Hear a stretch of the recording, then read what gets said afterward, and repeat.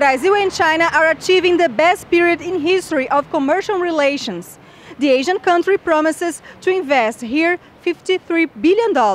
I'm Luciane Miranda, and this is São Paulo Direct by Dukascopy TV. And I'll talk now to Charles Tang, chairman of the Brazil and China Chamber of Commerce and Industry. Can you talk about the last visit here in Brazil of the Chinese authorities? Yeah, well, Premier Li Keqiang visit to Brazil left a tremendous mark in the public's opinion in Brazil. Brazil needs investments, and Premier Li Keqiang has promised $53 billion of investments in Brazil, including the transcontinental railway that will connect the Atlantic to the Pacific, starting at Açu in Rio de Janeiro all the way to Peru. So I think that at this moment of Brazil's history, where it is encountering some economic difficulties, and the Brazilian National Petroleum Company has undergone some difficulties and crisis, this is a tremendous boost in the hope and in the confidence of the country. So we're talking about massive investments into infrastructure, which Brazil desperately needs. Most Latin American countries really need these investments. So China has been, for many years, charming Latin America and the Caribbean with trade and much needed investments. So we're talking about Bank of Communications buying a bank in Brazil. We're talking about, last week our chamber promoted the signature of a MOU between one of the big IT companies of China who will establish a high-tech manufacturing plant in Brazil and buying a Brazilian company. We have brought a large Chinese group to purchase a company in Brazil that has $6 billion of contracts with the Brazilian Petroleum Company, and through this purchase, the company can conclude and finish what they're building for Petrobras. We're talking about railways, we're talking about subways, and so on.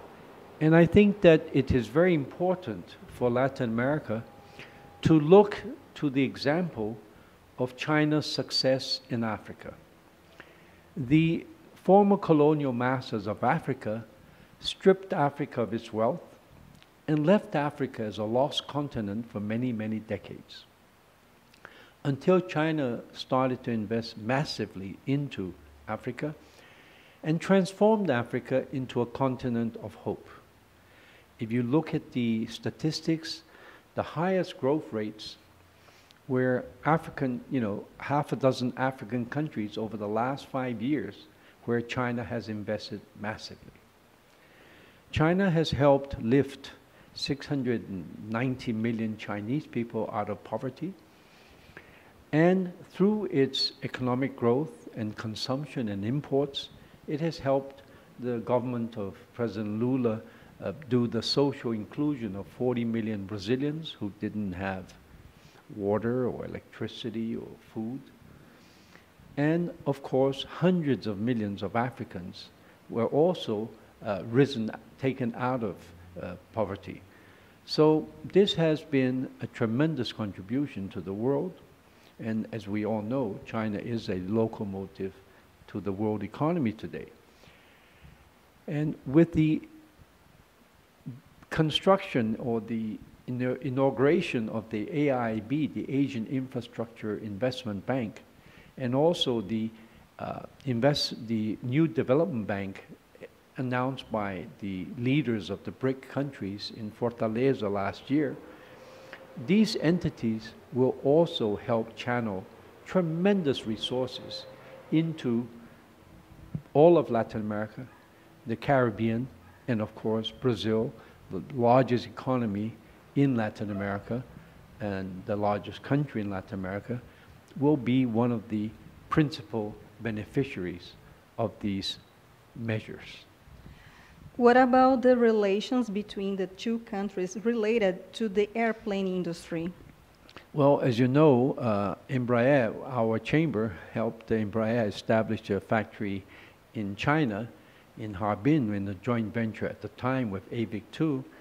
And Prime Minister Li Keqiang, of course, announced the purchase of numerous airplanes from Embraer for the Chinese airlines. Can you talk about the Chinese embargo to the Brazilian beef that ended recently? Well, again, another good news for Brazil is that Chairman Li Keqiang also announced the lifting of the embargo against, from various areas of Brazil, of Brazilian beef to be exported directly into China.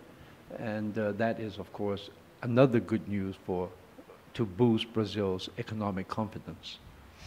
When the Chinese investments here in Brazil will take place? Well, I think some of these investments are taking place immediately. For example, it was announced by the Bank of Communications that they're buying a bank in Brazil. 2 years ago, China Construction Bank bought another bank in Brazil.